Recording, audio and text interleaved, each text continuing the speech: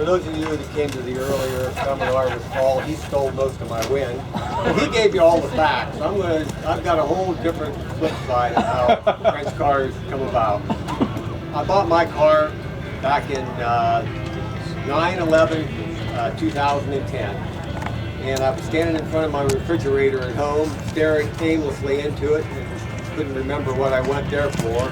And I remembered I went there to get Oreos, so I go to the cupboard, get Oreos, and I go to the internet, up on eBay's cars, off a 1964 ID. And I'd never seen one, didn't even know a thing about a Citroën, not one word. And the guy had about 5 pictures on there, and he had it pretty well hidden, some of the goods and the bads, but originally, when I bought my car, I bid on it. It sat there for about 3 days at $1,200, and I thought, you know, you just can't find a car project for $1,200, even though it's out in Phoenix, Arizona, it's sitting in the middle of the desert. So I bid on it, and it went another 5 days, and I eventually was a proud owner and the only bidder of that car. So now I'm stuck with a 64 ID. So we made the shipping arrangements, and it was about $900 to get the car back over to Ohio. And it came on a transporter about 2 weeks later. And the car hauler pulls up, and there's one lone car sitting in the middle of this 12-car transporter. And this guy jumps out, and he starts throwing chains around, and he's grabbing this car, and he's just cussing and going crazy. And he says, "Is this your goddamn car?" And I said, "Yeah." He says, "Get it off of here." Because one tire had went flat, and it settled. It never was up on its suspension. They drug it up and they drug it back. So the muffler's laying in the bottom of the car hauler. The double exhaust system. The one side of the pan is kind of scuffed up just a little. And I helped him. We finally got it up off the car, jacked it up, put a few blocks here and there to get the suspension up enough to get it off the car hauler. And I actually gave him an extra $50 just because I thought he really did deserve it. But he was adamant that he would never get in his life pulling down a French car. Yeah. So it came all the way from Phoenix, Arizona. So when the car come off, standing on the car hauler, I looked at this thing and I thought, what the hell did you do? I mean, I didn't even realize it was a 4-door. I thought it was a 2-door. The guy had crap piled all around it, and I thought, now it's a 4-door. And the guys I run with are all hot rod guys. We've got really specially tricked out 32 Chevys and Buicks, great paint jobs. Each one of these came from there, and the interiors were done by another friend of mine that did this. So I'm sitting in the middle of this breakfast that we have every Thursday morning, and I told them, well, guys, my car is in. So everybody jumps in their cars. There's about 12 of us. We go into my building, and they're setting my 64 ID almost on the ground. You couldn't have slid a pack of cigarettes under it. And they started walking around the car. Finally, one guy just breaks out laughing. I mean, tears were running out of his eyes. So then the poking fun, and by the time we walked out there an hour later, we had already had this car tubbed out, cutting 16 inches out of the middle and making it a 2-door, putting the blown Hemi out the hood. And that was going to be, that's where that 64 ID was headed. I didn't know that it was hydraulic suspension. The guy gave me a picture of the dash and the steering wheel and the front nose of the car, and I thought that was, and I got a nice little shot of the back corner where the taillights came on, and I thought, I like that car. So when I finally got it back in my house, it took me a couple of weeks. I called a guy in Ohio. Some of you may know him or remember him by the name of Dennis Foley. And when I talked to Dennis, he lived in Mount Vernon, which is 90-so miles south of me, and we talked for a little bit. And I started asking him about my Citroën. And he was patient, and it got quiet for a minute, and he said, Dave, it's a Citroën, not Citroën. So I said, okay, we're already getting started off here knowing what's going on. So right after I had talked to him, he made a transition, and he moved from Ohio to somewhere else. And I actually had lost touch with him, so someday maybe I'll get an address or an email, and I can at least let him know that the guy that talked to him 4 years prior did follow through on this project. But he gave me Brad Nosson, and that's when the project really started. So I started on the 64 for about 6 months and just took the fenders and the doors and got down to look and see what I really had rust-wise. And it was a pretty solid, the 64 was a pretty solid car. In the interim, the 66 that sits behind you came up on eBay in my own state of Ohio, less than 30 miles from my house. Again, it must have been a great selling price on Citroën because it was $1,200. Oh my gosh. I was the only bidder on that car. But I did go pick it up on my own trailer and brought it back. And when I got it back, it was the Veloz version. And so between the two cars, I was able to segment enough of a car that I thought I could build a beater driver and just get it going. Well, then Brad Noss came into the picture and advised me that probably taking the Citromatic with a guy that didn't even know how to spell Citroën, let alone work on one, it would be far better to work on a manual. So him and I started the process of getting the 66 going, and that took almost a year, before I finally had the motor was totally rebuilt in it. What needed rebuilt, the crank and the cam and everything were fine, but it needed rings and it needed a sleeve and it needed a lot of things, a lot of bearing points. And we just slowly but slowly started to get it into a driver's condition. And in that time, I started looking for, well, what color do I want to paint the car? What color interior do I want? I didn't care so much about the cloth interior, or I liked the leather. So, I had a lot of decisions to make and how far I wanted to take my car. And about halfway through the project, maybe two and a half years into it, I'm on the internet again. Shame on me. And up pops the little model car, the Sur Balloon. And I said, holy crap, that's it. That's the car. So I think that model may have came from France, actually. And I had it shipped over. And we started then the paint shop matching paint colors the best we could off of a small model car. Roof and body panels themselves, and once I had decided on that color, then I had to decide on an interior.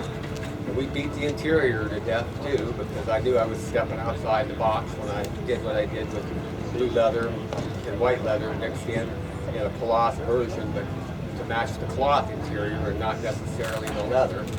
But after a lot of decisions and a lot of bickering, I thought, my car, I know it's not going to be perfect. Let's take this car so people that don't know what a Citroën is, don't know anything about it, when I pop the hood open and open the door, people are maybe going to come to see my car. They're going to ask questions because they don't set well in a hot rod environment.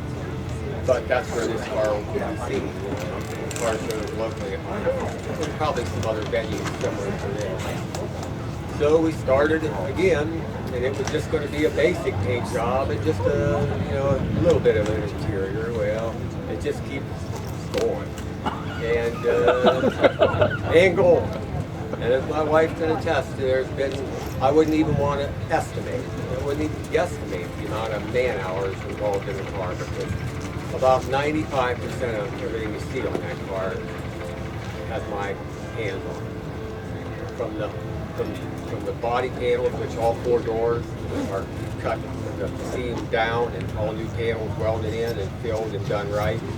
Any of the rust that was found anywhere on that car was all cut out and replaced with new sheet metal. And it was this one here was the 66 was a little bit more rusty than the 64 was, but it was in the easy places to fix on the main side panels and in the floors, and the one jack point was gone, but that wasn't a big deal to fix either. Once you get your mind set, and if you're fortunate enough to be able to do the work, it's fun.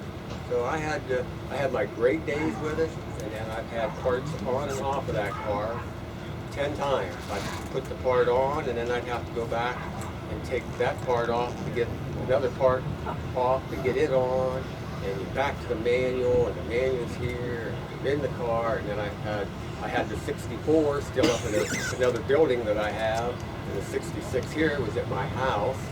So it's in my wife's space every night. She's walking by and she sees the email to Brad Knopf every day, and the phone minutes on my phone bill coming. She would tell me, we've got 5 more days, honey, and you're 95% on your phone. So, Is that why I didn't hear from you for a few days? That's it. That's it. He was at 90%. I thought you were mad at me. No, 90% on Monday. Well, I didn't hear from you for a while, but that was the main. So the car continued to grow, and then as I got closer and closer to being done, then Brad can tell you again, we ordered up some more parts. The Marcel running lights came at the 11th hour. The car had already been painted before they had been on, and it took Brad to find everything that on the nose of that car. It took Brad probably 6 months with the people that he had available to put all the pieces, parts together before we got that. Everybody came here, and they came maybe 4 weeks prior. So they had to go back to the paint shop and get those painted. So put them on, and then it's always fun to drill a freshly painted car. And you know, the French are the French. The template they send you is generic by nature, so if you're not smart enough to double check and you would drill holes in your fender to match their template, shame on you, because they didn't match. You know, they must have been from some, because they were close, but they didn't match. So luckily I double checked all that before I drilled the hole, but I had the template on there, the holes were marked, ready to be drilled. And something inside of me said, remember all the things you messed up on this car in the last 4 years? Double and triple check yourself instead of doing it 3 and 4 times. So right now, you know, the car, it's right as I was able to make it. I think most of the mechanical parts on it and most of the stuff that is there is original, either new old stock or originally taken off of one of the 2 cars and put on. Probably the only thing that may not be, the things that aren't original would be anything to have to do with the interior and anything that have to do with the paint. But it's my best effort of a color that was only available in 1959, and Carter actually, the Scully Blonde, I think was the name of the paint. And he was kind enough to show me on the internet, so I didn't necessarily pick a color that wasn't put on a Citroën DS car. Maybe only a few models had it, and but this mainly was done to be a representation of the Sir Balloon's car. That's my tire. That's where the car ended up being from about into this 2.5 years into the project.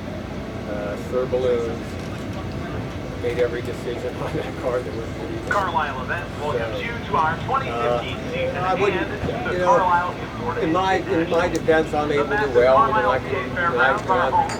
how to fix body parts, and I can block sand, and I can take a bad car, and make it a nice car. And that's what this car actually is. It's the one that Paul advised not to go near. It's the kind of car that you shouldn't really mess around with unless you're in it for a specific reason. And for me, it was just about the hands-on to it, and just seeing just how much this car really going to take to bring it home. Because it would have been destined to go to somebody for a parts car. I don't know that there would be anybody in the right mind would be bold. It would have been maybe bold enough to take that car and take it to that at this point. But when you do it yourself, it's a lot more economic. Polisher for a show car shine in less time. And when it's fun and it's a hobby, it's even more here at the show, selling acquired fun. products. With the car, it's not about the car, it's not about me and the car, it's about people, about meeting you guys, about meeting everybody, about making new friends, especially with Brad, Gabe, Carter, all the people that have been there for me every single time I needed help. Nobody ever molded, nobody ever said, how can you not know how can you not know how to take a door handle off of a car? You know, what do you mean you don't know which way to put the windshield wiper?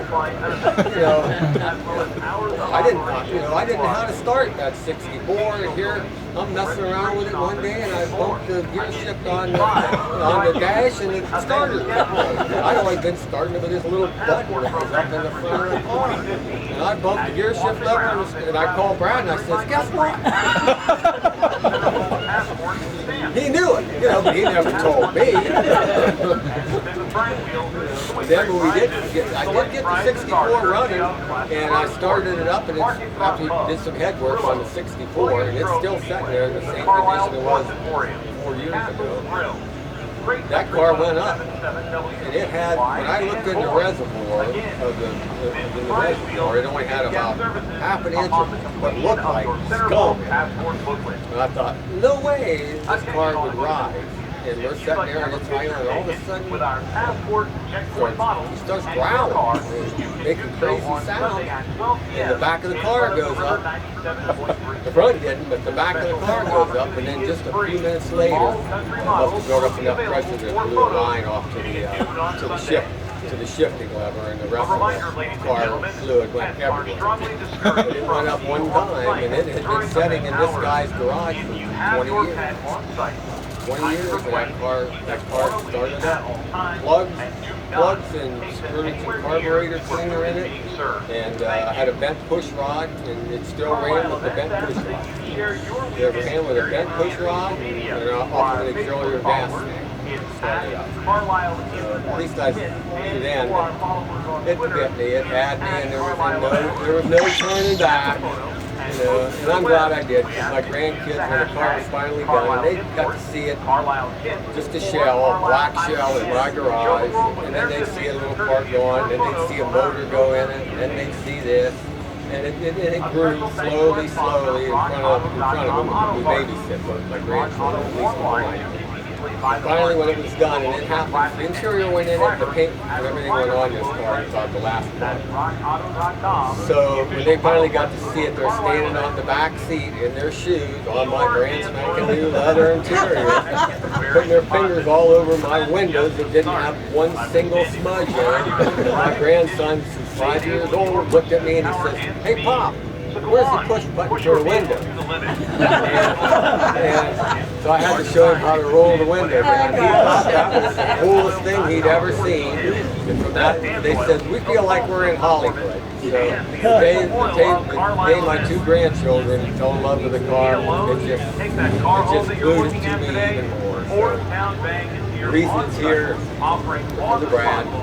The reason it's the way it is because of me, and it would have never happened if it wouldn't have been for her.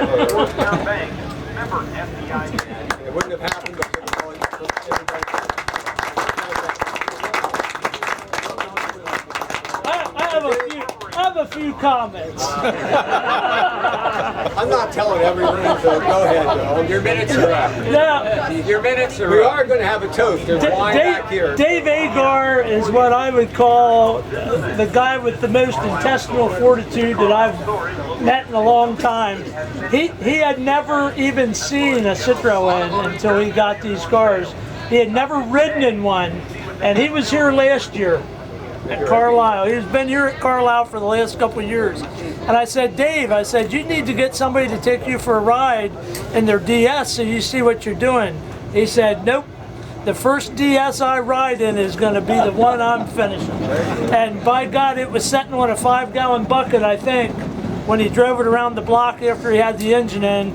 There's not too many people who would undertake a project like this not knowing any more than he did to start with. It's very obvious that Dave is a very talented body man and a very talented mechanic to be able to end up with a product like that, but it just shows what can be done. And I just make a note, if anybody needs a rear height corrector changed on your DS, Dave is the man, because I think he had that one off at least 10 times before we got a good one. And I one more comment. He asked me a few days ago, he said, "Brad, Do you think there's going to be anybody at that car show that's any stranger than you and I? I have to tell you, Dave, I've been looking. I haven't seen it yet, buddy. Oh, I don't know. There's some close ones, but not like you. That's just, I'm not going to mention any names. I won't mention any names, Carter. Oh. I'm sorry to interrupt you. No, you did not interrupt me. Again, have some. The wine's there. It's to Toast the toast car. to my car. So pour yourself a glass of wine if you prefer. There's still plenty of water here to drink. Does anybody have any questions for Dave? Yeah, ask away, because sale? yeah, right. Not yet. Nah, you might buy it off of my kids. If you're at the right place at the right time, you'll get that car. Yeah, somewhere around here, Dave actually has one of the complete models. There's one setting on the dashboard. There's one setting but in the if you're not dashboard, familiar with the Sur Balloons or Sur Balloons, is the car was actually an advertisement that Citroën did where the car was riding on 4 red balloons. So it was like riding on air. And then Carter did some research and found out that Citroën actually sold a handful of cars in that color scheme in 1969 in honor of that advertisement. Is that correct? I don't know. I thought you did.